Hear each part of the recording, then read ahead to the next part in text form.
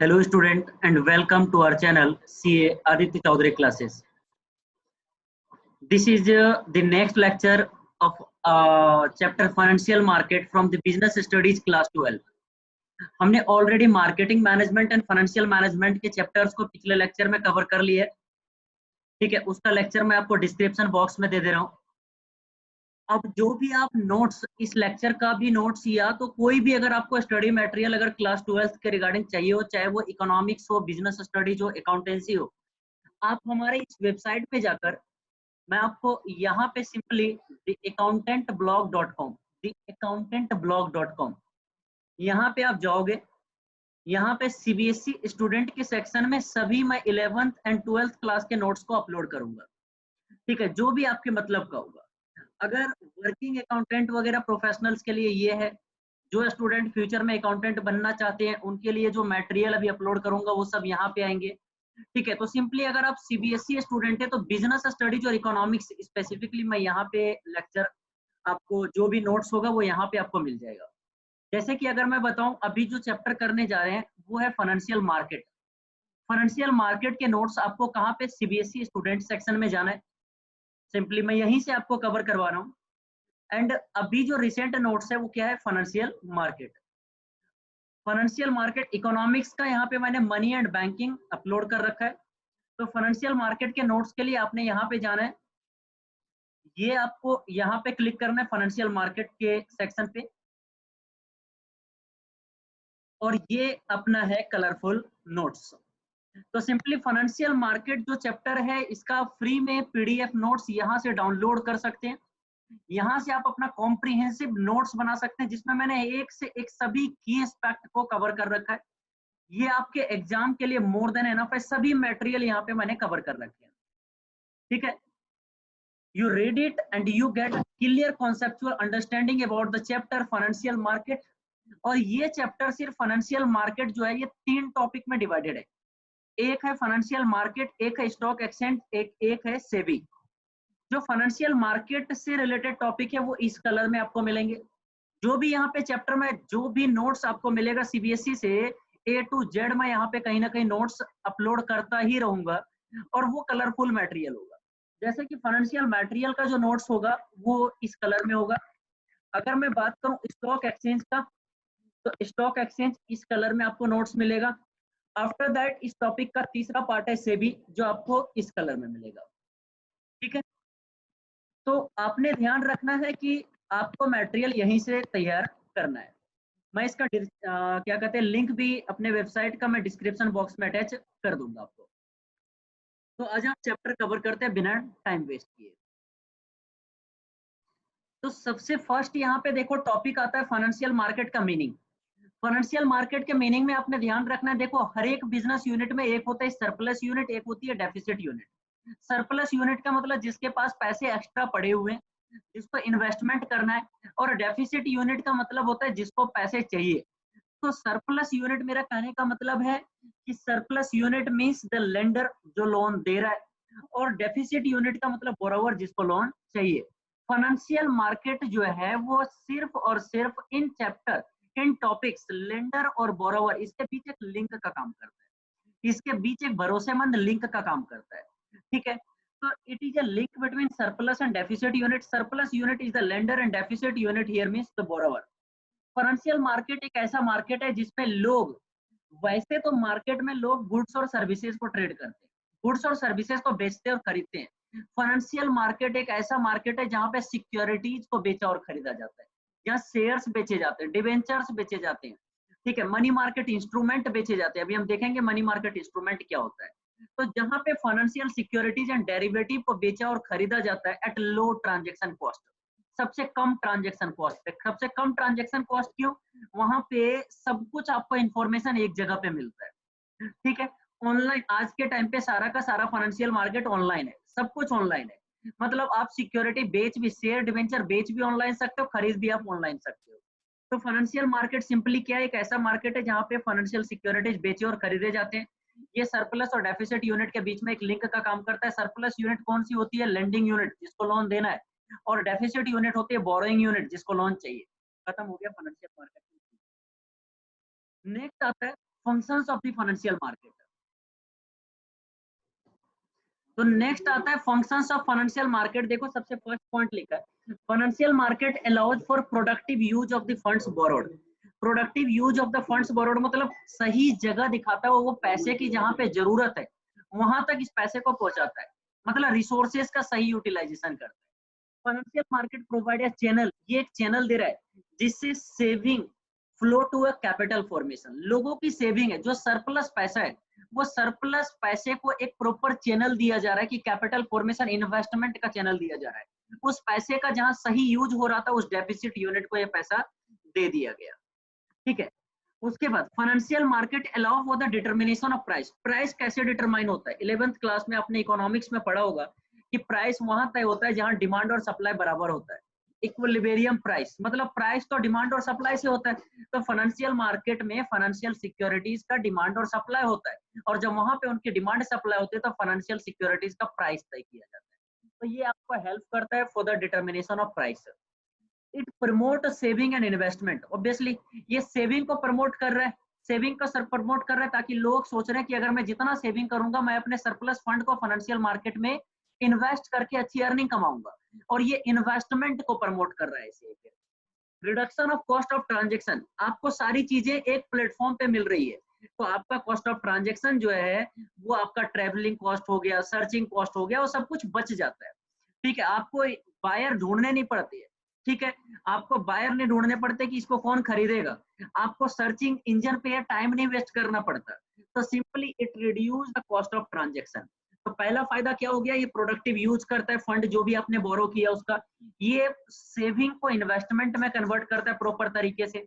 ठीक है, ये प्राइस डिटर्मिनेशन करने में आपको हेल्प करता है, ये सेविंग और इन्वेस्टमेंट को प्रमोट करता है, and last but not list the cost of transaction को भी ये कम करता है। तो ये आपका हो गया functions of the financial market. ठीक है, नेक्स्ट देखो फाइनेंशियल मार्केट के कितने टाइप होते हैं।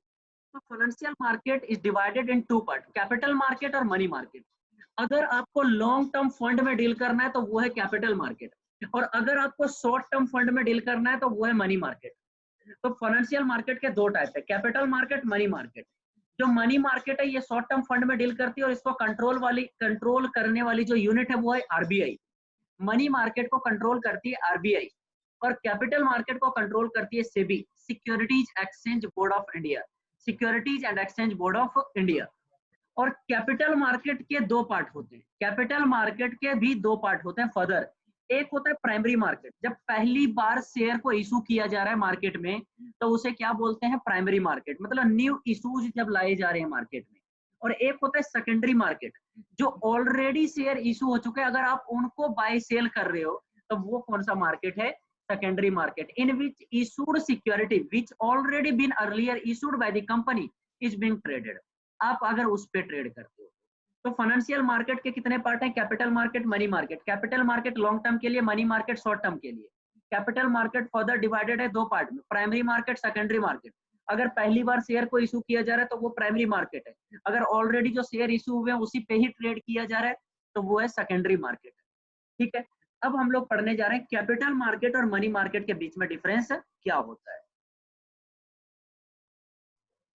तो देखो सबसे फर्स्ट आता है, इस साइड मैंने लिखा है मनी मार्केट। ठीक है, आपके लिए थोड़ा सा मैं बड़ा कर दे रहा हूं, और इस साइड मैंने लिखा है कैपिटल मार्केट। सबसे फर्स्ट आता है मीनिंग। मीनिंग में आपको क्या लिखना है, RBI control the this type of market. जो शॉर्ट टर्म में डील करती है ना उस मार्केट को आरबीआई कंट्रोल करती है, और जो लॉन्ग टर्म में डील करती है ना उस टाइप के मार्केट को गवर्नमेंट डील करती है, हाँ सॉरी सेबी डील करती है। तो पहला, मनी मार्केट को कंट्रोल कौन करती है, आरबीआई। कैपिटल मार्केट को कंट्रोल कौन करती है, सेबी। हो गया मीनिंग। मनी, बताओ, money is less available in market because to start is big in industry, finance is not received from the money market. बताओ यहाँ पे क्या लिखा है, money is available in huge quantity in capital market. आप capital market में जितना fund चाहो उतना रेज कर सकते हो, बट यहाँ पे आप उतना ज्यादा फंड रेज नहीं कर सकते। मनी मार्केट में बहुत ज्यादा फंड आप रेज नहीं कर सकते। बताओ ड्यूरेशन, ये लेस देन 1 ईयर के लिए होता है, और ये जो होता है ऑन एन एवरेज मैं बताऊं अगर 15 साल से 25 सालों के लिए भी 1 साल से ऊपर ही होगा। बट फिर भी मैं बताऊं, ये तो 1 साल से कम के लिए इन्वेस्टमेंट होता है यहाँ पे। बट यहाँ पे ऑन एन एवरेज जो लोग इन्वेस्ट करते हैं शेयर डिवेंचर में, वो more than 15 year to 25 year तक के लिए फंड इन्वेस्ट होता है। क्यों? यहाँ पे लॉन्ग टर्म के लिए। उसके बाद बताओ रिस्क कहाँ है? आप सोचो रिस्क कहाँ है? रिस्क मनी मार्केट में कम है। 1 साल के लिए पैसा लग रहा है, वो भी पैसा लगाने वाली यूनिट जब आप देखोगे कंट्रोल करने वाली आरबीआई है, मतलब गवर्नमेंट खुद है, ठीक है। जबकि यहाँ पे कंट्रोलिंग तो यहाँ पे बहुत है, लेकिन 15 साल से 25 साल ये एक बहुत बड़ा टाइम होता है। तो टाइम फैक्टर को देखते हुए कहीं ना कहीं शेयर डिवेंचर वगैरह में पैसे लगाना एक रिस्की है। ये ज्यादा रिस्की है और ये कम रिस्की है। लेकिन आपने फाइनेंस में एक कहावत होता है, जितना ज्यादा रिस्क उतना ज्यादा रिटर्न, है ना। तो अगर यहाँ रिस्क ज्यादा है तो रिटर्न के यहाँ पे रिटर्न भी बहुत ज्यादा है, जबकि यहाँ रिटर्न कम है। आप इस पॉइंट को मेंशन कर सकते हो, रिटर्न यहाँ पे ज्यादा होता है, यहाँ पे रिटर्न कम होता है मनी मार्केट में, ठीक है। सबसे पहले बताओ क्या क्या हमने डिस्कस किया। पहले meaning, RBI control this type of market, SEBI control this type of market.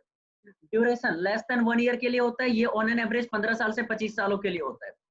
यहाँ पे बताओ रिस्क कम होता है, यहाँ पे रिस्क ज्यादा होता है। यहाँ पे रिस्क कम तो रिटर्न भी कम होता है, और यहाँ पे रिस्क ज्यादा तो रिटर्न भी ज्यादा होता है। इसका जो स्कोप होता है, इसका scope of money market is wide. Scope of money market wide क्यों? यहाँ पे बहुत सारे मनी मार्केट इंस्ट्रूमेंट होते हैं, कुछ को तो हम लोग अभी भी देखेंगे। यहाँ पे बहुत type of money market instrument trade किए जाते हैं, फ्रिक्वेंटली ट्रेड होते हैं यहाँ पे, क्योंकि इनका ना टाइम फैक्टर बहुत कम है। लेकिन यहाँ पे बहुत ज्यादा नहीं होते, यहाँ पे शेयर हो गया, डिवेंचर हो गया, बॉन्ड हो गया, ऐसी चीजें होती है। उसके बाद आ जाओ कहता टाइप ऑफ सिक्योरिटीज, किस टाइप ऑफ सिक्योरिटी ट्रेड किए जाते हैं इसमें। तो यहाँ पे अभी हम डिटेल में भी देखेंगे मनी मार्केट इंस्ट्रूमेंट कौन कौन से होते हैं। ट्रेजरी बिल हो गया, कमर्शियल पेपर हो गया, कमर्शियल बिल हो गया, सर्टिफिकेट ऑफ डिपॉजिट हो गया, ऐसे नाम होते हैं जो मनी मार्केट में ट्रेड किए जाते हैं। जबकि यहाँ पे बताओ शेयर्स हो गए, डिवेंचर्स हो गए, प्रेफरेंस शेयर हो गया, इक्विटी शेयर हो गया, ठीक है। ये सारी चीजें यहाँ पे रेज किए जाते हैं। यहाँ पे इन्वेस्ट करने वाले लोग कौन से होते हैं, यहाँ पे इंस्टीट्यूशन कौन कौन से होते हैं, मतलब यहाँ पे ट्रांजेक्शन कौन कौन से लोग करते हैं।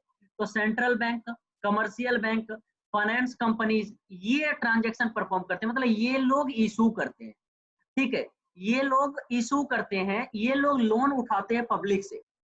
जबकि यहाँ पे बताओ स्टॉक एक्सचेंज हो गई, यूनिट ट्रस्ट ऑफ इंडिया हो गया, फाइनेंशियल कॉर्पोरेशन हो गया, ये लोग ट्रांजेक्शन परफॉर्म करते हैं। तो ये था अपना डिफरेंस कैपिटल मार्केट और मनी मार्केट। एक बार दोनों में तुरंत बता दो, सिर्फ आपको बेस देखना है, सिर्फ आपको बेस देखकर रिकॉल करना है इसको। मीनिंग, मीनिंग में मनी मार्केट को आरबीआई कंट्रोल करती है, कैपिटल मार्केट को सेबी कंट्रोल करती है। दूसरा बताओ ड्यूरेशन, लेस देन 1 ईयर के लिए होता है। दूसरा ऑन एन एवरेज 15 साल से 25 सालों के लिए होता है। टाइप ऑफ सिक्योरिटीज बताओ, इधर जो होते हैं अभी हम आगे जाकर देखेंगे, आपको इधर वाले तो याद ही हो जाएंगे। कमर्शियल पेपर हो गया, कमर्शियल बिल हो गया, सर्टिफिकेट ऑफ डिपॉजिट हो गया, और फोर्थ बता दो आपका क्या कहते हैं, ट्रेजरी बिल हो गया। जबकि इधर बताओ इधर क्या क्या होता है, तो प्रेफरेंस शेयर हो गया, इक्विटी शेयर हो गया, डिवेंचर्स हो गए, बॉन्ड्स हो गए, ठीक है। यहाँ पे बताओ रिस्क, तो यहाँ पे रिस्क क्या होता है, कम होता है। इधर रिस्क कैपिटल मार्केट में ज्यादा होता है, बट इधर रिस्क कम है तो रिटर्न भी कम है। यहाँ पे रिटर्न कैपिटल मार्केट में रिटर्न ज्यादा है। उसके बाद बताओ इंस्टीट्यूशन कौन से लोग इन्वॉल्व होते हैं। इधर वाले में कोई इन्वॉल्व कौन होते हैं, सेंट्रल बैंक हो गया, कमर्शियल बैंक हो गया, फाइनेंस कंपनीज हो गई, ठीक है। जबकि इधर कौन होते हैं, स्टॉक एक्सचेंज हो गई, यूनिट ट्रस्ट ऑफ इंडिया हो गई, फाइनेंस कॉर्पोरेशन हो गए, ठीक है। तो ये था अपना capital market versus money market. Next आ जाओ, अब आता है बताओ, मैंने यहाँ पे बताया था कैपिटल मार्केट के फर्दर दो पार्ट है, primary market and secondary market. तो अब हम लोग देखते हैं प्राइमरी मार्केट और सेकेंडरी मार्केट में क्या डिफरेंस होता है। ये है प्राइमरी मार्केट। मैंने एक लाइन में अगर क्या बताया था, जब पहली बार शेयर को इशू किया जाता है तो उसको बोला जाता है primary market, new issue market. और अगर सेकेंडरी मार्केट मतलब ऑलरेडी शेयर इशू हो चुके हैं, उसी पे बाइंग सेलिंग किया जा रहा है, तो सेकेंडरी मार्केट। सेकेंडरी मार्केट और कुछ भी नहीं, स्टॉक एक्सचेंज है, एक फिक्स्ड लोकेशन है जिसको बोला गया स्टॉक एक्सचेंज, भले ही वो ऑनलाइन है। तो इसका लोकेशन, प्राइमरी मार्केट का कोई फिक्स्ड ज्योग्राफिकल लोकेशन नहीं है, जबकि इसका एक फिक्स्ड लोकेशन होता है और उसे बोला जाता है स्टॉक एक्सचेंज कहीं ना कहीं।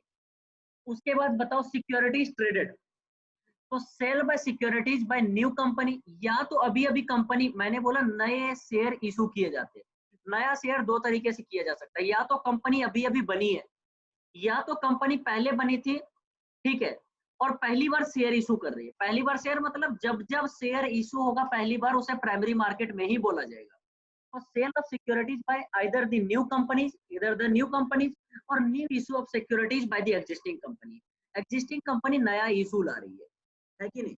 तो बताओ सबसे पहले प्राइमरी मार्केट में सिक्योरिटीज ट्रेडेड कौन से किए जाते हैं? या इधर वो क्या होगा, इधर वो न्यू इशू होगा ये बाय न्यू कंपनी, या तो new issue by existing company. Secondary market में trading of only existing security, जो सिक्योरिटी ऑलरेडी इशू हो चुके हैं उसी में ही बाइंग सेलिंग किया जाता है। बाइंग सेलिंग बताओ, only buying of securities takes place in the primary market. यहाँ सोल्ड नहीं होता, क्यों? वो सामने वाला इन्वेस्टर सिर्फ बाई कर सकता है शेयर को, लेकिन यहाँ पे बाइंग भी होता है, बेचने वाला भी कोई कस्टमर है, बेचने वाला भी और खरीदने वाला भी। तो सिंपली यहाँ सिर्फ बाइंग होता है, यहाँ पे बाइंग और सेलिंग दोनों होता है। पर्पस बताओ, सिक्योरिटीज यहाँ पे डायरेक्टली कंपनी ना, कंपनी या तो डायरेक्टली पब्लिक को इशू करती है, या तो कुछ ब्रोकर्स का सहारा लेकर, इंटरमीडियरीज का सहारा लेकर पब्लिक में शेयर इशू करती है। तो सिक्योरिटीज आर इधर issue directly to the public और issue to the public through the intermediaries. यहाँ पे बताओ, ownership of existing securities exchange, ownership simply exchange होता है। कोई शेयर अगर ए के पास है ना, ए ने अपना शेयर बी को बेच दिया, कंपनी का कोई इन्वॉल्वमेंट नहीं है, एक दूसरे किसी पर्सन ने, मतलब वो ऑलरेडी उस कंपनी का शेयर होल्डर था, उसने किसी और पर्सन को बेच दिया। तो only ownership of existing securities is exchange, company is not involve at all. उसके बाद बताओ कैपिटल फॉर्मेशन, इधर कैपिटल फॉर्मेशन क्या होता है? डायरेक्टली होता है, क्यों? कंपनी खुद इन काम में इन्वॉल्व है। यहाँ पे भी कैपिटल फॉर्मेशन होता है, अरे होगा क्यों नहीं? बाइंग वगैरह अगर सेलिंग बाइंग प्रॉपर हो रहा है, demand supply proper meet out हो रहा है, तो भी कंपनी का कैपिटल फॉर्मेशन हो रहा है, बट इनडायरेक्टली हो रहा है, कंपनी का इन्वॉल्वमेंट नहीं है। तो capital formation, the flow of fund कहाँ से हो रहा है? सेवर टू इन्वेस्टर, सेवर से लेकर इन्वेस्टर तक फंड जा रहा है। ठीक है, मतलब primary market directly promote capital formation, जबकि यहाँ पे इनडायरेक्टली प्रमोट कैपिटल फॉर्मेशन। ठीक है, प्राइस डिटर्मिनेशन बताओ, प्राइमरी मार्केट में कंपनी डायरेक्टली शेयर इशू कर रही है।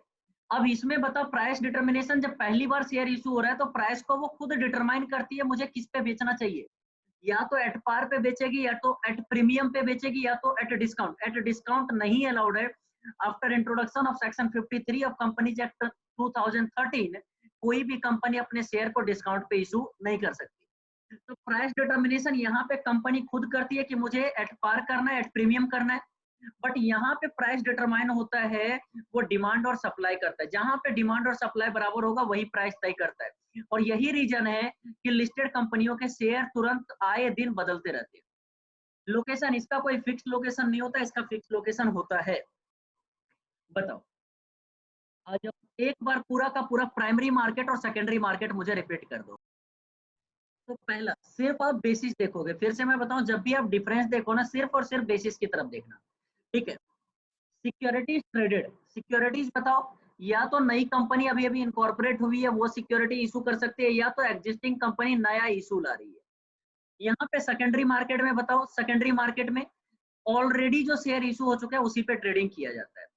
बाइंग और सेलिंग, प्राइमरी मार्केट में सिर्फ बाइंग होती है, सेकेंडरी मार्केट में बाइंग और सेलिंग दोनों होती है। पर्पस बताओ, पर्पस में बताओ क्या लिखोगे? इधर प्राइमरी मार्केट में सिक्योरिटी जो होती है वो कंपनी डायरेक्टली इशू करती है पब्लिक को, इधर डायरेक्टली टू द पब्लिक और थ्रू एन इंटरमीडियरी। जबकि यहाँ पे बताओ, यहाँ पे सिर्फ और सिर्फ ओनरशिप एक्सचेंज होता है, ओनरशिप एक्सचेंज होता है from one person to another. Capital formation, primary market में डायरेक्ट कैपिटल फॉर्मेशन होता है और सेकेंडरी मार्केट में इनडायरेक्टली कैपिटल का फॉर्मेशन होता है। प्राइस डिटर्मिनेशन, प्राइमरी मार्केट में मैनेजमेंट खुद करती है और सेकेंडरी मार्केट में डिमांड और सप्लाई करती है। लोकेशन, प्राइमरी मार्केट का कोई फिक्स्ड ज्योग्राफिकल लोकेशन नहीं होता, सेकेंडरी मार्केट का ज्योग्राफिकल लोकेशन होता है। ठीक है, प्राइमरी मार्केट क्या होता है? Here company sell the stock to the public for the very first time, पहली बार वो पब्लिक को शेयर बेच रही है। This is done through the process जिसको बोला जाता है इनिशियल पब्लिक ऑफर। आपने सुना होगा बजट 2020 में एलआईसी के शेयर को बेचने का एक प्लान रखा गया, जिसपे गवर्नमेंट ने सिंपली क्या बोला, हम आईपीओ निकालेंगे, मतलब शेयर्स इशू करेगी पहली बार पब्लिक को, तो उसको बोला जाएगा प्राइमरी मार्केट। और जब पब्लिक में आने के बाद मान लो मैंने खरीदा, रिलायंस का शेयर मैंने खरीदा, और अगर ये शेयर आपको बेच देता हूँ ना, तो ये जो ट्रेडिंग हो रहा है बाइंग सेलिंग, इसे बोला जाएगा secondary market. Means here the investor and trader buy and sell stock to each other. The company does not participate at all. ठीक है, यहाँ पे अपना खत्म होता है primary market and secondary market. अब बात आता है कि सर आपने बोला प्राइमरी मार्केट में पहली बार शेयर को इशू किया जाता है जिसे आईपीओ बोला जाता है। इस आईपीओ के निकालने के क्या-क्या तरीके होते हैं? मतलब पहली बार मार्केट में शेयर इशू करने के कौन-कौन से तरीके हैं? तो इसे बोला जाता है method of flotation in primary market. पहली बार फ्लोट कैसे करना है शेयर को? तो पहली बार इशू करने का 5 मेथड होता है। There are 5 method of flotation in the primary market. Obviously secondary market में ये सब मेथड पॉसिबल नहीं हुआ तो डिमांड सप्लाई हो रहा है। तो प्राइमरी मार्केट में मेथड ऑफ फ्लोटेशन कितने? 5 मेथड ऑफ फ्लोटेशन है। मेरे साथ आप समझोगे तो सब कुछ आपको लर्न हो जाएगा पांचों मेथड। ठीक है। वैसे तो ये नोट्स देखो, मैं अगर थोड़े से बताऊं, इस वेबसाइट पे जो भी मैं नोट्स अपलोड करूंगा तो वैसा होगा कि आप सेल्फ स्टडी के लिए भी मोर देन सफिशिएंट है। वो बहुत अच्छे से आपको समझ आ जाएगा। बिल्कुल आप देख भी रहोगे, बिल्कुल सिंपल लैंग्वेज मैंने यूज किया है। कलरफुल रखा है ताकि थोड़ा सा अट्रैक्टिव रहे और आप मतलब ऐसा नहीं कि लेथार्जिक सा फील करे, बोरिंग सा फील करे पढ़ते टाइम। अच्छा लगना चाहिए थोड़ा सा आपको। दैट्स व्हाई मैंने प्रेफर किया इसको थोड़ा सा कलरफुल रखते हैं। ठीक है, तो आपको वैसे तो नोट्स के साथ अगर आप लेक्चर देख लो ना तो इसके बाद तो आपको क्या ही बताऊं, सब कुछ ओके ओके है। ठीक है। फिर से मैं आपको बता दे रहा हूँ, डिस्क्रिप्शन बॉक्स में आपको इस नोट्स का, मैं इस वेबसाइट का आपको लिंक दे दूंगा मैं। ठीक है, accountantblog.com पे आपको जाना है। तो देखो 5 मेथड ऑफ फ्लोटेशन है। पहला है पब्लिक इशू। पब्लिक इशू में क्या है? अगर कंपनी अपने शेयर को डायरेक्टली पब्लिक को इशू कर देती है, डायरेक्टली पब्लिक को इशू करती है, पहले तो क्रक्स समझो। अगर कंपनी अपने शेयर को डायरेक्टली पब्लिक को इशू करती है अपने सिक्योरिटीज को तो उसे बोला जाता है पब्लिक इशू। अगर वो इनडायरेक्टली, डायरेक्टली ना करके किसी ब्रोकर का सहारा लेती है, किसी इंटरमीडियरी का सहारा लेती है, किसी स्टॉक ब्रोकर का सहारा लेती है, तो उसे बोला जाता है offer for cell. Offer for cell. एक होता है प्राइवेट प्लेसमेंट। प्राइवेट प्लेसमेंट में क्या होता है? देखो मेरे को ये ना public offer, offer for sale, इन चक्रों में पढ़ना ही नहीं। मुझे ना ही ब्रोकर से सलाह उतना। ये लोग सिंपली क्या करते हैं प्राइवेट प्लेसमेंट में, कुछ बड़ी बड़ी ऑर्गेनाइजेशंस होती हैं जैसे कि पेंशन फंड हो गई, जैसे कि एलआईसी हो गई। इन लोगों को ये लोग क्या करते हैं, इन्हीं लोगों को ही अपना शेयर दे देते हैं। ये लोग आगे अपने क्लाइंट को वो शेयर आगे बेचते हैं। तो उसे बोला जाता है प्राइवेट प्लेसमेंट। इससे इनका ना कॉस्ट बच जाता है कहीं ना कहीं, जो पब्लिक में इशू करने का कॉस्ट होता है। पब्लिक में इशू करने के बहुत कॉस्ट होते हैं। पेपर में न्यूज दो, एडवर्टाइजमेंट छपवाओ, प्रोस्पेक्टस बनाओ, प्रोस्पेक्टस पूरा निकालना पड़ता है मेरी कंपनी के बारे में। प्रोस्पेक्टस ऐसा अट्रैक्टिव होना चाहिए, सामने वाले को इंड्यूस करे कि मेरी कंपनी में आप क्यों ही इन्वेस्ट करोगे। इससे अच्छा एलआईसी वगैरह, पेंशन फंड वगैरह को शेयर दे दो। इन झंझट से आप बच जाओगे, वो लोग अपने क्लाइंट को ये शेयर बेचते रहेंगे। ठीक है। उसके बाद एक होता है राइट इशू। राइट इशू में क्या होता है कि आप ना पहले पब्लिक को नहीं, जब भी आप पब्लिक ऑफर निकालते हो तो सबसे पहला आप ऑप्शन देते हो अपने एग्जिस्टिंग शेयर होल्डर, जो आपकी कंपनी के ऑलरेडी शेयर होल्डर है। मान लो मेरा कंपनी का ऑलरेडी एक शेयर होल्डर है मिस्टर राम। मैंने बोला देखो राम, मैं ना बाहर इस शेयर को बेच रहा हूँ 25 रुपए में, अगर तुम मेरे इस कंपनी के शेयर को लोगे, मैं चाहता हूँ नए शेयर होल्डर से पहले मेरे अपने ही शेयर होल्डर का बेस बढ़े। तो तुम अगर ये शेयर लोगे ना तो मैं तुम्हें 20 रुपए में दे दूंगा। मार्केट में इसका प्राइस चल रहा है 25 रुपए, अगर तुम परचेज करना चाहते हो तो मैं तुम्हें ये शेयर दे दूंगा 20 रुपए में। मतलब company offered his share less than the at less than the market price to his existing shareholder. ये राम के पास ऑप्शन है, वो खरीदना चाहे तो खरीदे, नहीं खरीदना चाहे छोड़ दे उसको, और खरीद कर वो किसी दूसरे को भी ये बेनिफिट ट्रांसफर कर सकता है। ठीक है। नेक्स्ट एक लास्ट होता है ईआईपीओ। जब भी आप पब्लिक ऑफर निकालते हो इलेक्ट्रॉनिक मीडिया के थ्रू, इलेक्ट्रॉनिक मीडियम के थ्रू, तो उसे बोला जाता है ईआईपीओ। तो सिंपल, आज पांचों के बारे में आपको एक चीजें समझ आ चुकी है। पब्लिक इशू, कंपनी इशू है prospectus to invite to the general public. Company को जनरल पब्लिक को सिंपली पहले एक प्रोस्पेक्टस देती है, उस प्रोस्पेक्टस से ये इंड्यूस करती है कि मेरी कंपनी में आपको क्यों ही इन्वेस्ट करना चाहिए। इसलिए प्रोस्पेक्टस दे रही है for purchasing of share and debenture. Miss securities are not issued through the brokers or intermediaries। Security broker और इंटरमीडियरी से नहीं किया जा रहा। अगर किया जाता तो वो ऑफर फॉर सेल होता, बट डायरेक्टली किया जाए जनरल पब्लिक को, डायरेक्टली किया जा रहा है जनरल पब्लिक को। ये ऑफर फॉर सेल क्या है? Securities are not directly issue to the public but through the intermediaries. Intermediaries को ये लोग दे देते हैं और कंपनीज ना टेंशन मुक्त हो जाते हैं। इंटरमीडियरी अपना आगे अपने क्लाइंट को बेचते रहती है, पब्लिक को बेचती है। इंटरमीडियरीज में भी the form of stock broker, generally यही लोग होते हैं। Firstly the new securities offered to intermediaries at certain fixed price. अब वो ब्रोकर्स क्यों बोलोगे सर, वो क्यों इन्वॉल्व होंगे? तो वो लोग आगे ना महंगे दामों पे शेयर को मार्केट में उतारते हैं। Brokers further resale the same to the general public at higher prices.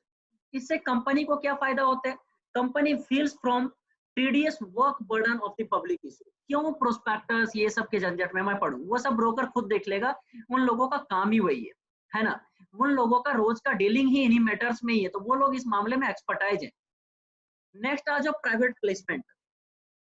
Private placement मैंने बोला कंपनी अपने सिक्योरिटीज को कुछ बिग फाइनेंशियल इंस्टीट्यूशन या तो कुछ बिग स्टॉक ब्रोकर्स को दे देती है, जनरल पब्लिक को नहीं देती, और ये लोग आगे अपने क्लाइंट को हायर प्राइसेस पे बेचते हैं। वो बिग फाइनेंशियल इंस्टीट्यूशन कौन हो सकते हैं? वो म्यूचुअल फंड हो सकती है, वो इंश्योरेंस कंपनीज हो सकते हैं, वो पेंशन फंड हो सकते हैं, ठीक है। This is a cheaper method when compare to public issue. Direct public issue करने से अच्छा है कि इन्हीं लोगों को दे दो, ये सबसे सस्ता मेथड है। नेक्स्ट मैंने बताया राइट शेयर। राइट शेयर उन कंपनियों के, अच्छा राइट शेयर मैंने बोला अपनी एग्जिस्टिंग शेयर होल्डर को मैं शेयर दे रहा हूँ, मतलब ये वही कंपनी यूज कर सकते हैं जो नई कंपनी नहीं है, जो ऑलरेडी कभी ना कभी शेयर इशू कर चुकी है। तो use by those companies who have already been issued their share. ये अपनी under new issues first of all invite its existing shareholder. ये अपने एग्जिस्टिंग शेयर होल्डर को पहला प्रेफरेंस देते हैं। शेयर होल्डर के पास राइट है either to accept the offer or not, or even he can transfer the right to any other person. Share offer to existing shareholder जो offer किया जाता है at cheaper price than the market। EIPO बताओ, जो भी कोई आप अभी पब्लिक ऑफर कर रहे हो, अगर वो इलेक्ट्रॉनिक मीडिया के थ्रू करो वो EIPO है, ठीक है। नेक्स्ट बताओ, हमने पहले देखा क्या फाइनेंशियल मार्केट होता क्या है, कैपिटल मार्केट वर्सेस, देखो capital market versus money market. फिर हमने देखा कि primary market versus secondary market. उसके बाद हमने देखा प्राइमरी मार्केट में शेयर को पहली बार इशू करने का मेथड ऑफ फ्लोटेशन कितना है, 5 तरीके कौन कौन से, डायरेक्टली किया जाए या इंटरमीडियरी के थ्रू किया जाए, या क्यों झंझट लें प्राइवेट प्लेसमेंट कर ले, या EIPO करे, या अपने एग्जिस्टिंग शेयर होल्डर को सस्ते दाम पे बेच दे। अब आता है क्वेश्चन कि सर ठीक है, आपने बोला कैपिटल मार्केट में ना शेयर डिवेंचर ये सारी चीजें ट्रेड की जाती है, मनी मार्केट में क्या ट्रेड किया जाता है कि 1 साल से कम के सिक्योरिटीज मिलते हैं। तो वो कौन से इंस्ट्रूमेंट है जो ट्रेड किए जाते हैं मनी मार्केट में? ऑब्वियसली मनी मार्केट में सिर्फ शॉर्ट टर्म इंस्ट्रूमेंट ही ट्रेड किए जाते हैं। तो अब हम लोग डिस्कस करने वाले कि मनी मार्केट में कौन कौन से इंस्ट्रूमेंट ट्रेड किए जाते हैं। इसमें देखो सबसे फर्स्ट आता है ट्रेजरी बिल। ट्रेजरी बिल क्या होता है? तो सबसे पहले ट्रेजरी बिल इशू किया जाता है, RBI इशू करती है on behalf of the government, central government. Central government के बिहाफ पे ट्रेजरी बिल इशू किया जाता है। इसलिए तो देखो सेकंड लाइन कोई मतलब नहीं, आपको ऑलरेडी पता है मनी मार्केट में शॉर्ट टर्म रिक्वायरमेंट ही पूरी की जाती है। तो for short term requirement of the fund, ध्यान से सुनना, ट्रेजरी बिल होता क्या है? सरकार ना आपको एक ट्रेजरी बिल अगर देती है तब वो एक तो पहला कंडीशन, उस पर कंडीशन लगा होता है आप इसको 25,000 और इन लॉट देयर ऑफ में इन्वेस्ट कर सकते हो। मतलब या तो 25,000 करो, या तो 50,000 करो, या तो 75,000 करो, या तो 1 लाख करो, या तो 1,25,000 करो। मीन्स 25,000 और इन मल्टीपल देयर ऑफ के ही लॉट में आप इन्वेस्ट कर सकते हो, उससे कम आप नहीं कर सकते। मतलब मनी मार्केट में कहीं ना कहीं फंड ज्यादा लगता है, कैपिटल मार्केट में आप बहुत कम रुपए पे भी इन्वेस्टमेंट कर सकते हैं। तो कैपिटल मार्केट में फंड इन्वॉल्वमेंट कम होता है, मनी मार्केट में ज्यादा होता है। तो सबसे पहले ट्रेजरी बिल का इन्वेस्टमेंट जो होगा वो 25,000 और इन लॉट देयर ऑफ होगा। दूसरा ये शॉर्ट टर्म रिक्वायरमेंट के लिए होगा। तीसरा RBI इशू करती है on behalf of central government issue करती है। और चौथा ध्यान से सुनो, मान लो ट्रेजरी बिल एक आपने खरीदा 25,000, तो आप जब खरीदने जाओगे ना तो ये आपको लट से मिलेगा, वो कम पैसे पे मिलेगा। मान लो आपको मिल गया है 20,000 रुपए में, इसका फेस वैल्यू कितना है 25,000 मान लो, और आपको मिल गया लेट से एग्जाम्पल के लिए 20,000 रुपए में। लेकिन जब आपको वापिस किया जाएगा ना तो 25 का 25 किया जाएगा। क्या बोला? पहली बात फिर से ध्यान से सुनना एक बार। आपने जब इसको खरीदा तो आपको गवर्नमेंट को देना पड़ा कितना? 25,000 रुपए, ठीक है। आपको देना पड़ा सॉरी कितना? 20,000 रुपए। और आपको जब वापिस किया जाएगा तो 25,000 किया जाएगा। मतलब 5,000 है ना, उसको आप ब्याज ट्रीट कर लो, इसके अलावा और कोई भी ब्याज आपको नहीं मिलने वाला। मतलब ट्रेजरी बॉन्ड पे, ट्रेजरी बिल पे सरकार आपको कोई भी इंटरेस्ट पेमेंट नहीं देती, बट जो आपका खरीदने का कॉस्ट होता है वो सस्ता होता है, और जो आपको वापिस फंड मिलता है तो आपको मिलता है फेस वैल्यू पे। जब खरीदते हो तो लेस देन फेस वैल्यू पे होता है, इसीलिए इसका नाम होता है zero coupon bond. Zero coupon bond, coupon का मतलब, कूपन वर्ड का मतलब होता है इंटरेस्ट, जीरो इंटरेस्ट बॉन्ड, एक ऐसा बॉन्ड जिसपे कोई भी इंटरेस्ट नहीं मिलता। बोलोगे सर इंटरेस्ट नहीं मिलता तो फायदा क्या है? अरे बोला ना, खरीदने का प्राइस फेस वैल्यू से कम है, लेकिन जब आपको वापस मिलेगा तो फेस वैल्यू पे ही मिलेगा। अब उसके बीच का डिफरेंस आप ट्रीट कर लो ब्याज, ठीक है। तो इसका जो इशूड प्राइस होता है, ये देखो, इशूड प्राइस जो होता है वो less than the face value होता है, बट रीपेड एट पार। जैसे कि इसके, इसीलिए इसका नाम होता है क्या?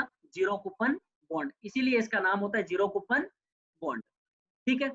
ये अवेलेबल होता है for a minimum amount of 25,000 और इन मल्टीपल देयर ऑफ। ये अवेलेबल होता है for a minimum amount of 25,000 और इन मल्टीपल देयर ऑफ, ठीक है। नेक्स्ट आ जाओ कमर्शियल पेपर। ट्रेजरी बिल के बारे में आपने क्या क्या जाना, सबसे पहले एक बार और रिकॉल कर दो। आरबीआई इशू करती है on behalf of government, issue करती है। ये जो इसका इशूड प्राइस होता है ये फेस वैल्यू से कम होता है, पर रिपेमेंट जो होता है वो फेस वैल्यू पे होता है, इसीलिए इसका नाम रखा गया जीरो कूपन बॉन्ड, क्योंकि इस पे कोई इंटरेस्ट नहीं दिया जाता, ठीक है। ये इन्वेस्टमेंट जो किया जाता है वो 25,000 और इन मल्टीपल देयर ऑफ में किया जाता है, ठीक है। उसके बाद आ जाओ कमर्शियल पेपर। कमर्शियल पेपर दूसरा आता है, देखो कमर्शियल पेपर। कमर्शियल पेपर कुछ भी नहीं, सिंपली एक ऐसा होता है, कमर्शियल पेपर इशू कौन करती है? जो बड़ी बड़ी कंपनियां होती है जिनकी क्रेडिट वर्दीनेस मार्केट में बहुत अच्छी है, ठीक है, क्रेडिबिलिटी बहुत अच्छी है। तो ये एक short term unsecured promissory note होता है। शॉर्ट टर्म अनसिक्योर्ड, एक एक कीवर्ड ध्यान रखना, आप केस स्टडीज में तभी टारगेट कर पाओगे इस चैप्टर से। Short term unsecured promissory note होता है, ठीक है। इशूड बाय द, कौन इशू कर रही है? लार्ज क्रेडिट वर्दीनेस कंपनियां, ठीक है। Lower interest rate, market interest rate से कम इंटरेस्ट रेट होता है इसमें, है कि नहीं? क्यों? कम रिस्क कम रिटर्न, कम रिस्क कम रिटर्न। फिक्स मैच्योरिटी पीरियड होता है 15 डेज से लेकर 1 ईयर तक, 15 दिन के लिए मिनिमम इशू किया जाता है और मैक्सिमम 1 साल के लिए किया जाता है। तो commercial paper large and credit worthiness कंपनियां इशू करती है। Short term unsecured promissory note होता है, 15 दिनों से 365 दिनों के लिए होता है, मार्केट रेट से कम ब्याज मिलेगा। कॉल मनी, कॉल मनी क्या होता है? एक बैंक, आपने शायद पढ़ा हो, मनी एंड बैंकिंग के चैप्टर में पढ़ा होगा, ठीक है। जब भी आप मनी एंड बैंकिंग को रेफर करें, इस वेबसाइट पे मैंने नोट्स अपलोड कर रखा है सबका। तो मनी एंड बैंकिंग में आपने पढ़ा होगा, सभी कमर्शियल बैंक को उनके टोटल डिपॉजिट का एक छोटा सा पोर्शन एक कैश रिजर्व के रूप में आरबीआई के पास रखवाना पड़ता है। अब मान लो वो परसेंटेज अगर आप नहीं मेंटेन कर पा रहे हो, आपके पास फंडिंग की कमी हो गई, तो आप इंटर बैंकिंग ट्रांजेक्शन करके, इंटर बैंकिंग मतलब एक बैंक दूसरे बैंक से थोड़े टाइम के लिए उधार ले लेती है अपना सीआरआर मेंटेन करने के लिए। तो बताओ, ये एक शॉर्ट टर्म फाइनेंस होता है, रीपेएबल ऑन डिमांड, जब भी मांगा, जब भी सामने वाली बैंक मांगेगी आपको पे करना पड़ेगा। ये नॉर्मली 1 दिन से 15 दिनों तक होता है, क्योंकि उसके बाद भी अगर आपको दिक्कत आ रही है तो आपके बैंकिंग सिस्टम में आपकी दिक्कत है कहीं ना कहीं। तो इसका जो टेन्योर होता है वो 1 दिन से 15 दिन का होता है, ठीक है। मिनिमम 1 दिन, मैक्सिमम 15 दिन। Used in inter banking transaction, एक बैंक दूसरे बैंक से ले रही है loan. Bank borrow from each other, किस लिए? To maintain the cash reserve ratio, किस लिए? As per RBI norms. यहाँ पे जो बदले में इंटरेस्ट रेट मिलेगा 1 दिन से 15 दिन का, उसे इंटरेस्ट रेट को बोला जाता है कॉल रेट, कॉल रेट बोला जाता है। नेक्स्ट आ जाओ सर्टिफिकेट ऑफ डिपॉजिट। ये कमर्शियल बैंक और फाइनेंशियल इंस्टीट्यूशन इशू करती है, ये कमर्शियल बैंक और फाइनेंशियल इंस्टीट्यूशन इशू करती है। ये इंडिविजुअल को इशू किया जाता है, कंपनियों को इशू किया जाता है, ठीक है। रेजिंग पीरियड जो होता है इसका 91 डेज से लेकर 1 साल तक का होता है, मिनिमम 91 डेज, मैक्सिमम 1 साल। नेक्स्ट देखो, कमर्शियल बिल कुछ भी नहीं होता, बिल ऑफ एक्सचेंज होता है। एक सेलर होता है, एक बायर होता है। अगर क्रेडिट पे ट्रांजेक्शन हो रहा है तो बायर एक बिल, सेलर ड्रॉयर होता है। सेलर बिल लिखकर बायर को देता है, बायर उसको एक्सेप्ट करके सेलर को वापस कर देता है। सेलर को क्या फायदा है? अगर उसको मैच्योरिटी, मान लो उसमें बिल में लिखा है कि मैं आपको 3 महीने बाद पेमेंट करूंगा, अगर सेलर को उसके पहले पैसा चाहिए तो उस बिल को ले जाकर बैंक में डिस्काउंट करवा सकता है। डिस्काउंट का मतलब बैंक एक गिरवी के रूप में इस कागज को रख के आपको लोन दे देगा। तो bill of exchange used to finance the working capital requirement. Working capital requirement मतलब आपके रॉ मटेरियल वगैरह को फाइनेंस करने में हेल्प करता है। ये तब यूज होता है जब सेलर ऑफ गुड्स और बायर ऑफ गुड्स क्रेडिट पे ट्रांजेक्शन कर रहे हैं। सेलर ड्रॉ करता है बिल को, बायर इसको एक्सेप्ट करता है। जब बिल को एक्सेप्ट कर लिया जाता है तो इसे बोला जाता है ट्रेड बिल। जब बिल एक्सेप्ट कर लिया बायर ने तो उसे बोला जाता है trade bill. These bills can be discounted prior to the maturity period to the bank. ठीक है, बैंक का कुछ ब्याज लेगी, चार्जेस लेगी, जिसे बोला जाता है डिस्काउंटिंग चार्जेस। ठीक है, तो देखो 2-3 तो बड़े आसान से, treasury bill, zero coupon bond करके आपको याद रखना। उसके बाद देखो कमर्शियल पेपर 15 दिन से लेकर 1 साल तक लार्ज एंड क्रेडिट वर्दिनेस कंपनियां इशू करती है। कॉल मनी क्या होता है बताओ? आरबीआई नॉर्म्स को कंप्लाई करने के लिए, कैश रिजर्व मेंटेन करने के लिए इंटर बैंकिंग ट्रांजेक्शन हो रहा है 1 दिन से 15 दिनों तक का। Commercial bill, bill of exchange होता है, सर्टिफिकेट ऑफ डिपॉजिट 91 डेज से लेकर 1 साल। तो ऐसे आपको मिक्स करके पूरा का पूरा एक बार ना माइंड में मगअप करना है कि मुझे याद हो रहा है या नहीं। यहाँ पे अपना एक सेगमेंट इस चैप्टर का पूरा हो गया, जिसमें हमने financial market, money market, capital market, sorry money market, capital market, primary market, secondary market, money market के इंस्ट्रूमेंट, सारी चीजें देख ली। इस चैप्टर का दूसरा पार्ट है स्टॉक एक्सचेंज। इस वाले कलर में जो आपको दिख रहा है जहां तक, वो है आपका स्टॉक एक्सचेंज। ठीक है, उसके बाद आएगा सेबी। तो आ जाओ स्टॉक एक्सचेंज के टॉपिक को देखते हैं। आप एक बार 5 मिनट का भले ब्रेक ले लो, यहाँ तक जो भी पढ़ा उसको एक बार आप थोड़ा सा गो थ्रू कर लो, और उसके बाद आप आगे स्टॉक एक्सचेंज वाले पार्ट को देखो। तो सबसे फर्स्ट आ जाओ स्टॉक एक्सचेंज की मीनिंग एंड हिस्ट्री। अच्छे से देख लेना, आपके एमसीक्यू में 1 मार्कर क्वेश्चन में जरूर यहाँ से कहीं ना कहीं करके क्वेश्चन आ ही जाता है। स्टॉक एक्सचेंज का जो भी एक कीवर्ड्स है यहाँ पे मैंने कवर किया हुआ है। तो stock exchange meaning and history, सबसे पहले मैं आपको बताऊं, जो स्टॉक एक्सचेंज है वो करती क्या है? जो भी आप सिक्योरिटी को बाय सेल कर रहे हो उस पर नजर रखने वाली स्टॉक एक्सचेंज है। उसको असिस्ट करना मतलब उसको हेल्प करना, उसको रेगुलेट करना, कंट्रोल करना। ठीक है, तो उसको रेगुलेट करना, ऑपरेट करना, कंट्रोल करना, सब किसका काम है? स्टॉक एक्सचेंज का। उस पे पूरी की पूरी कड़ी नजर रखी हुई है, कौन बाइंग और सेलिंग पे, सिक्योरिटीज पे, कौन? Stock exchange. बोलोगे सर स्टॉक एक्सचेंज गलत हो गया तो? इसके ऊपर है सेबी। सेबी, ठीक है, securities and exchange board of India. ठीक है, तो स्टॉक एक्सचेंज कौन है? एक कंपनी है, कहीं ना कहीं एक लिमिटेड कंपनी है, लिमिटेड कंपनी है, एक ऑर्गेनाइजेशन है, बॉडी ऑफ इंडिविजुअल है, चाहे रजिस्टर्ड हो चाहे नहीं रजिस्टर्ड हो। कुछ स्टॉक एक्सचेंज रजिस्टर्ड होते हैं, कुछ स्टॉक एक्सचेंज रजिस्टर्ड नहीं होते। तो एक ऑर्गेनाइजेशन और बॉडी ऑफ इंडिविजुअल, चाहे रजिस्टर्ड हो चाहे रजिस्टर्ड ना हो, जो कंट्रोल करती है, ऑपरेट करती है, असिस्ट करती है, रेगुलेट करती है, किसको? In buying and selling of the securities. 1850 में 1815 में कंपनीज एक्ट पहली बार इंडिया में आया था, जिसमें पहली बार एक फीचर लाया गया कि लिमिटेड लायबिलिटी वर्ड करके, लिमिटेड लायबिलिटी वर्ड करके एक फीचर लाया गया कि कोई भी कंपनी एक पब्लिक सेक्टर के रूप में इनकॉर्पोरेट खुद को करेगी तो लास्ट में वर्ड के आगे लिमिटेड लगाएगी। पहला स्टॉक एक्सचेंज इंडिया में आया था 1875 में, जिसे आज के टाइम नाम दिया गया बॉम्बे स्टॉक एक्सचेंज। आज के मतलब 1875 में पहला स्टॉक एक्सचेंज इंडिया में। तो सबसे पुराना जो है अभी के टाइम पे, जो आज उसका नाम है, वो है Bombay stock exchange. National stock exchange जो है वो लेटेस्ट सबसे modern stock exchange, national stock exchange NSE बोला जाता है। National stock exchange latest, most modern and technology driven exchange है। ठीक है, पूरा का पूरा online system. It was incorporated in 1992। Incorporate कब हुआ था नेशनल स्टॉक एक्सचेंज का? 1992 में। लेकिन इसके जो वर्किंग हुई थी, वर्किंग स्टार्ट हुई थी 1994 में। 1994 में। ट्रेडिंग प्रोसीजर क्या होता है, ये इंपॉर्टेंट क्वेश्चन है।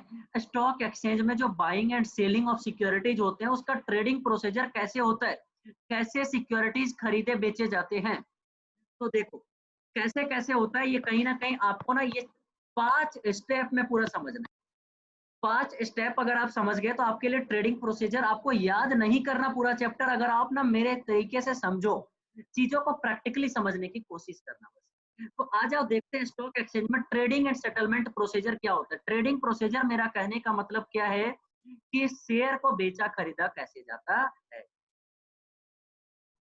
तो अब इसको याद करने के लिए आप इमेजिन करो, मान लो अगर आपको शेयर खरीदना है तो आप क्या करोगे।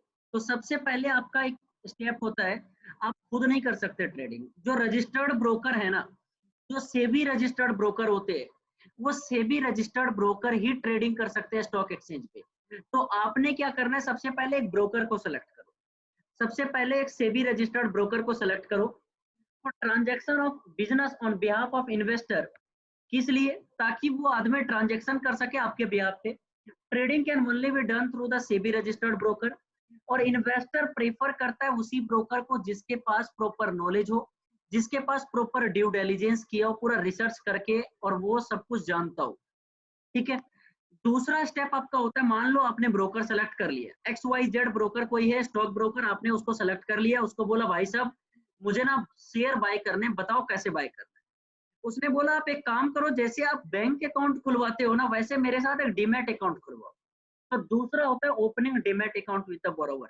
जैसे बैंक अकाउंट खुलवाते हो उसमें आपके सारे डिपॉजिट, सारे विड्रॉल की जानकारी होती है, ऐसे ही आपके डीमैट अकाउंट में आपकी सारी जानकारी होगी जहां से आप शेयर खरीदोगे, है ना।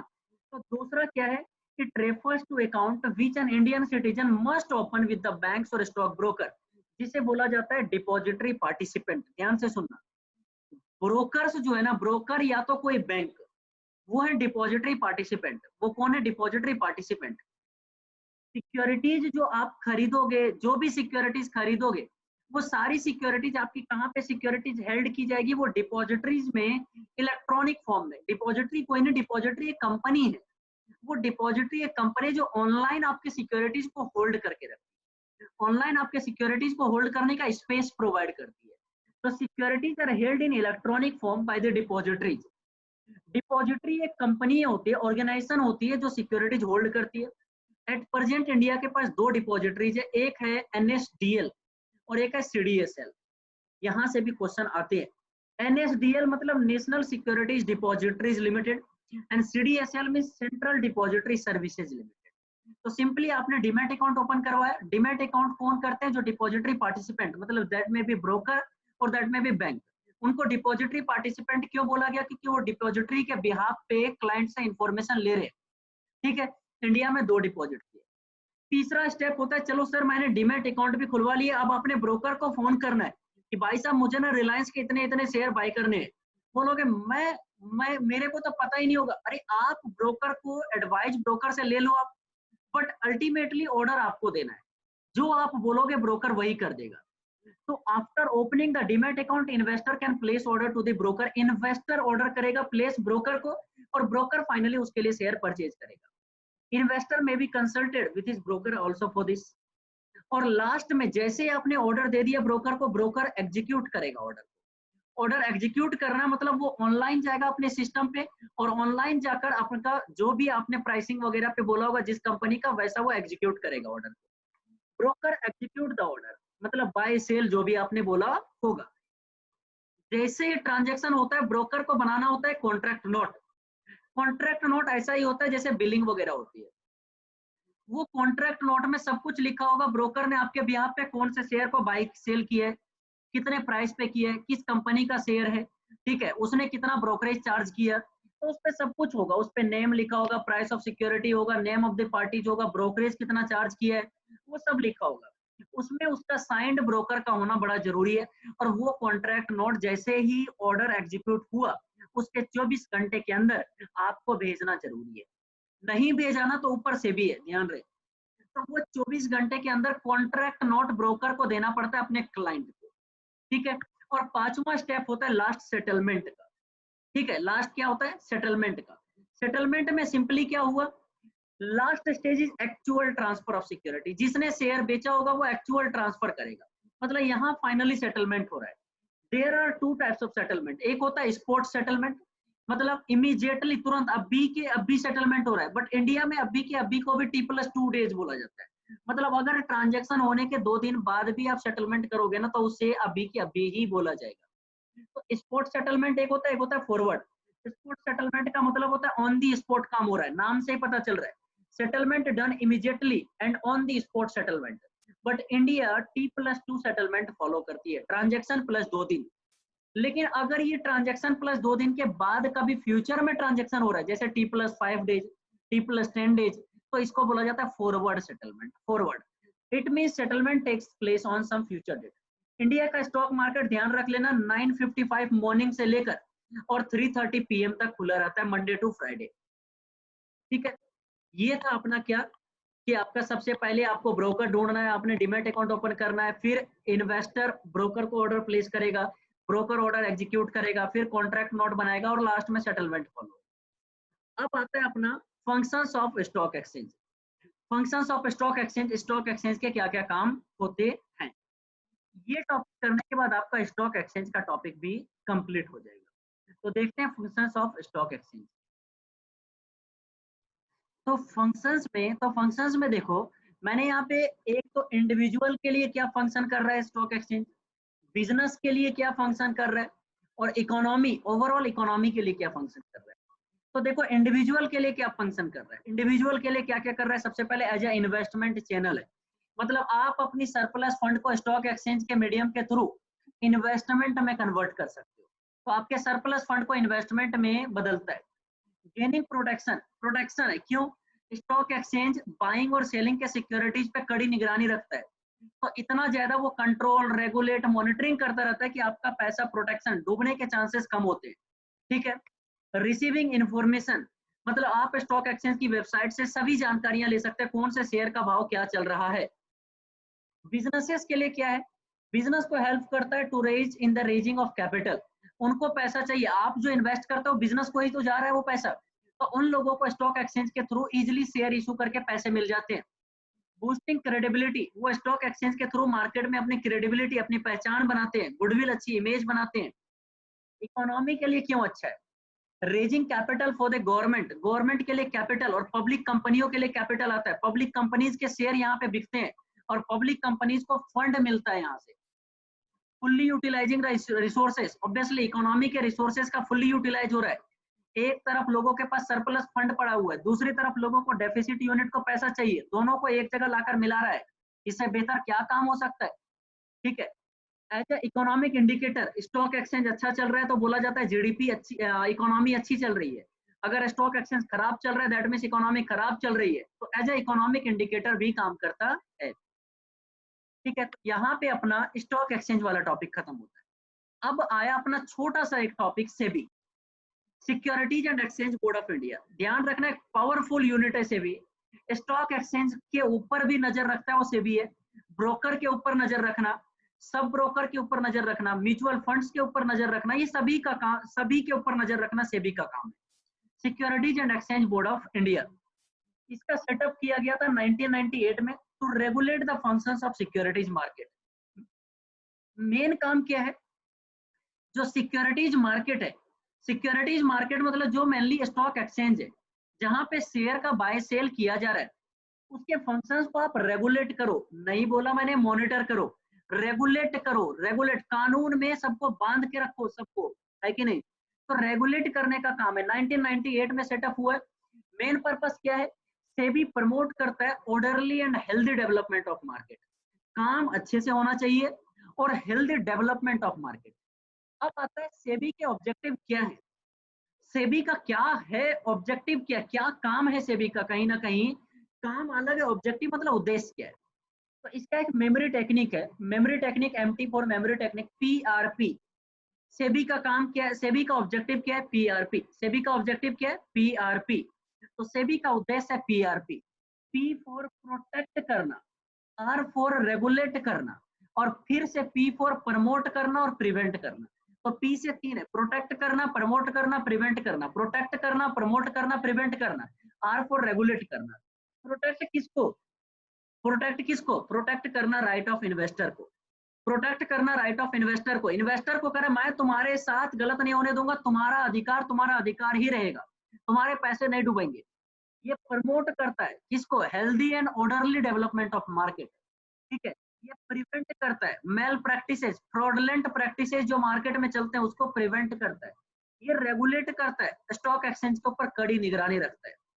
तो बताओ, प्रोटेक्ट करता है राइट ऑफ इन्वेस्टर को, प्रमोट करता है हेल्दी डेवलपमेंट ऑफ मार्केट को, प्रिवेंट करता है फ्रॉडलेंट एक्टिविटीज को, रेगुलेट करता है स्टॉक एक्सचेंज की एक्टिविटीज को। ठीक है। सेबी के फंक्शंस जो होते हैं ना, वो अलग अलग कैटेगरी में बटे हैं। एक है प्रोटेक्टिव फंक्शन, प्रोटेक्टिव फंक्शन में बताना थोड़ा सा लॉजिक लगाओ। सबसे पहले प्रोटेक्टिव में आपने क्या देखा था, राइट ऑफ इन्वेस्टर को प्रोटेक्ट करता है, मैं गलत नहीं होने दूंगा, किसी भी इन्वेस्टर के साथ मैं गलत नहीं होने दूंगा। प्रमोट, ये क्या, डेवलपमेंट फंक्शन, यहाँ पे गलत वगैरह की बात नहीं, मैं मार्केट का हेल्दी एंड ऑर्डरली डेवलपमेंट करूंगा, ऐसी ऐसी चीजें लाऊंगा जिससे मार्केट और आगे जाए, क्वालिटीज ब्रोकर आए मेरे पास क्वालिटीज ब्रोकर आए। रेगुलेटरी फंक्शन मतलब मैं स्टॉक एक्सचेंज के ऊपर कड़ी निगरानी रखूंगा। मतलब रेगुलेटरी ही सबसे पहले देख लो, स्टॉक एक्सचेंज के ऊपर कड़ी निगरानी रखूंगा, इसका कहने का मतलब मैं रूल्स बनाऊंगा, मैं रेगुलेशन बनाऊंगा, मैं कोड ऑफ कंडक्ट बनाऊंगा। कोड ऑफ कंडक्ट मतलब एक दायरा तय कर दूंगा, एक नियम कायदे कानून बनाऊंगा कोड ऑफ कंडक्ट में, और ये ब्रोकर को, सब ब्रोकर को, म्यूचुअल फंड को इसी दायरे में ही काम करना है। जैसे कि एक एग्जांपल बताया था ना, कॉन्ट्रैक्ट नोट 24 घंटे के अंदर क्लाइंट को देना है, नहीं दिया तो सेबी आपके ऊपर रेगुलेटरी फंक्शन के तहत एक्शन ले सकती है। तो ये ब्रोकर के ऊपर, सब ब्रोकर के ऊपर, म्यूचुअल फंड के ऊपर क्या करती है, रूल्स बनाती है, रेगुलेशन बनाती है और कोड ऑफ कंडक्ट। ये रेगुलेट करते हैं टेक ओवर ऑफ कंपनीज। गलत तरीके से किसी कंपनी का टेक ओवर तो नहीं हो रहा, कोई किसी कंपनी को अगर टेक ओवर परचेज एक्वायर कर रहा है तो गलत तरीके से तो नहीं कर रहा है। Conduct inquiry and audit, stock exchange का टाइम टू टाइम क्या करते रहता है, इंक्वायरी बैठाते हैं, ऑडिट करवाते हैं, उनसे डॉक्यूमेंट मांग लेते हैं, कभी कोई इन्फॉर्मेशन मांग लेते हैं अगर कुछ शक होता है तो, कभी बुक्स ऑफ अकाउंट चेक करने के लिए आ जाते हैं। तो रेगुलेटरी फंक्शन सिंपली ये broker, sub broker, mutual fund के लिए कोड ऑफ कंडक्ट बनाती है, ये कंपनीज के टेक ओवर को कंट्रोल करती है, और ये स्टॉक एक्सचेंज का ऑडिट, इंक्वायरी, इन्फॉर्मेशन वगैरह उनसे मांगती रहती है। डेवलपमेंट फंक्शन बताओ, मैंने क्या बोला, मार्केट को कैसे आगे ले जाए, तो ये ट्रेनिंग देती रहती है ब्रोकर को, सब ब्रोकर को, म्यूचुअल फंड्स को, इनको। Internet trading through the registered broker को परमिट करती है, रजिस्टर्ड ब्रोकर के through internet trading, online trading को प्रमोट कर रही है। बताना, ऑनलाइन ट्रेडिंग परमिट जब कर दिया तो बता मार्केट का तो डेवलपमेंट हुआ ना, इसीलिए इसको रखा गया डेवलपमेंट फंक्शन में। प्रोटेक्टिव फंक्शन में देखना, काम गलत हुए ना मैं नहीं सहूंगा। प्रोटेक्टिव फंक्शन, मैं इन्वेस्टर के राइट के, इन्वेस्टर के साथ कोई गलत, जिसका पैसा आ रहा है मार्केट में उसके साथ मैं गलत नहीं होने दूंगा। मैं प्राइस रिगिंग को कंट्रोल करूंगा। प्राइस रिगिंग का मतलब होता है गलत तरीके से प्राइस को मैनिपुलेट कर देना। प्राइस रिगिंग का मतलब होता है गलत तरीके से प्राइस को इन्फ्लेट, बढ़ा देना, या तो गलत तरीके से प्राइस को कम कर देना। तो कंट्रोल करेगी प्राइस रिगिंग।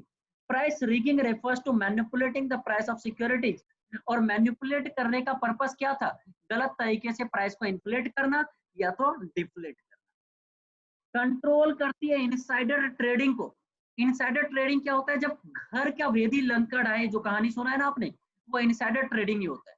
कंपनी के कुछ ऐसे बड़े बड़े लोग ना मिले हुए हैं और वो कंपनी की जानकारियां बाहर के ब्रोकर्स को सप्लाई कर रहे हैं, बाहर के सब ब्रोकर को सप्लाई कर रहे हैं। अब उन लोगों को पहले ही पता होता है कि इस शेयर के भाव बढ़ने वाले या कम होने वाले, और इसके लिए वो लोग, अंदर वाले लोग कमीशन ले लेते हैं, है कि नहीं। तो ये फ्रॉड है। कंट्रोल इनसाइडर ट्रेडिंग, इनसाइडर एक ऐसा पर्सन होता है जो कनेक्ट होता है कंपनी से। कैसे कनेक्ट होता है, डायरेक्टर है कंपनी का, प्रमोटर है, और ये इनसाइडर के पास सेंसिटिव इंफॉर्मेशन होता है, क्यों, वो हाई पोजीशंस पे हैं। तो ये लोग अफेक्ट करते हैं प्राइस ऑफ सिक्योरिटीज को। कहते हैं कंट्रोल करते हैं insider trading. Insider is a person जो कनेक्ट है कंपनी के डायरेक्टर, बोर्ड ऑफ डायरेक्टर, ऐसे लोगों के साथ। These insider have sensitive information which affect the price of the securities. SEBI prohibit करती है fraudulent and unfair trade practices को। जैसे कि कंपनी का मिसलीडिंग, मान लो आप प्रोस्पेक्टस इसी कर रहे हो पब्लिक को कि आप मेरी कंपनी में पैसे लगाओ, और उस प्रोस्पेक्टस में आप गलत बातें छाप रहे हो, मिसलीडिंग इंफॉर्मेशन दे रहे हो पब्लिक को, तो ये भी, इसके ऊपर भी आपको एक्शन ले सकती है सेबी। तो सेबी का प्रोटेक्ट करने का भी फंक्शन है। तो प्रोटेक्टिव में प्राइस रिगिंग आ गया, इनसाइडर ट्रेडिंग आ गया, और मिसलीडिंग स्टेटमेंट आ गया। डेवलपमेंट में आ गया ट्रेनिंग देना, और दूसरा क्या, इंटरनेट ट्रेडिंग परमिट करना। रेगुलेटरी में कोड ऑफ कंडक्ट बनाना, और उसके बाद ऑडिट करवाना, इंफॉर्मेशन मांगना, और रेगुलेट करना take over of the company. तो यहाँ पे अपना financial market including stock exchange and SEBI, तीनों इस चैप्टर का कंप्लीट होता है। जिस भी बुक को आप रेफर कर रहे हो उससे कोई सा भी क्वेश्चन करोगे इस नोट्स को और मेरे लेक्चर को देखने के बाद, बिलीव मी आपको नहीं दिक्कत आएगा, एक एक कीवर्ड आपको समझ आ जाएगा। ठीक है, तो तुरंत ये लेक्चर खत्म होने के बाद आपने क्या करना है, जहां से भी बुक पढ़ा है वहां से तुरंत जाकर क्वेश्चन करो, और उसके बीच में इस लेक्चर का जरूरत पड़े तो लेक्चर या तो नोट्स का आप हेल्प ले लो, आपका सारा रिवीजन कंप्लीट हो जाएगा। ठीक है, आप इस चैनल से जुड़े रहने के लिए सिर्फ आपने क्या करना है, अपने फ्रेंड्स के साथ जितना हो सके इन वीडियोस को शेयर करें, वीडियोस को लाइक करें, और चैनल को सब्सक्राइब करके रखें, ताकि नेक्स्ट वीडियो का आपको अपडेट बहुत जल्दी मिल जाए। इस वेबसाइट जो आपको बताया, इसका लिंक भी मैं आपको डिस्क्रिप्शन बॉक्स में दे दे रहा हूँ, theaccountantblog.com। जरूरी नहीं कि आप 12th क्लास तक के मटेरियल कर रहा हूँ मैं, 12th क्लास के बाद यहाँ पे फ्यूचर अकाउंटेंट्स के लिए, चार्टर्ड अकाउंटेंसी स्टूडेंट्स के लिए, जो सीए बन गए उनके लिए, जो अकाउंटेंट्स, वर्किंग अकाउंटेंट है, वर्किंग प्रोफेशनल है, सभी के लिए अलग अलग सेक्शन बनाए गए इस वेबसाइट में। देखो आप जब यहाँ पे जाओगे ना तो अलग अलग सेक्शन देखो यहाँ पे आपको दिख रहे होंगे। वर्किंग अकाउंटेंट्स के लिए अलग है, student aspiring to become accountant के लिए अलग है, चार्टर्ड अकाउंटेंसी स्टूडेंट के लिए अलग है, ग्रेजुएशन के लिए अलग है, सीबीएसई स्टूडेंट के लिए अलग है, और अगर मेरे सीए फॉर्म के बारे में कोई इंफॉर्मेशन होगा तो यहाँ पे होगा। तो आपको यहाँ पे सारी इंक्वायरी एट वन प्लेस आपको मिल जाएगी। तो आप इस वेबसाइट से भी जुड़े रहें, सारा मटेरियल आपको ए टू जेड अपडेटेड है, समरी मटेरियल, ग्रेजुएशन और सीबीएसई का तो सब कुछ आपको यहाँ पे, ठीक है। तो मैं आपको डिस्क्रिप्शन बॉक्स में लिंक भी दे दे रहा हूँ जहां से आप इस नोट्स को एक्सेस कर सकते हैं। तो प्लीज दोस्तों आप इसको जितना हो सके अपने फ्रेंड्स के साथ शेयर करें, ताकि मोस्ट ऑफ दी स्टूडेंट, जो मेरा पर्पस है 90 प्लस बीएसटी में मिनिमम 95 प्लस 90 प्लस स्कोर करने का, वो ज्यादा से ज्यादा स्टूडेंट स्कोर कर पाए। ठीक है, तो नेक्स्ट वीडियो तक के लिए जय हिंद दोस्तों, फिर मिलते हैं।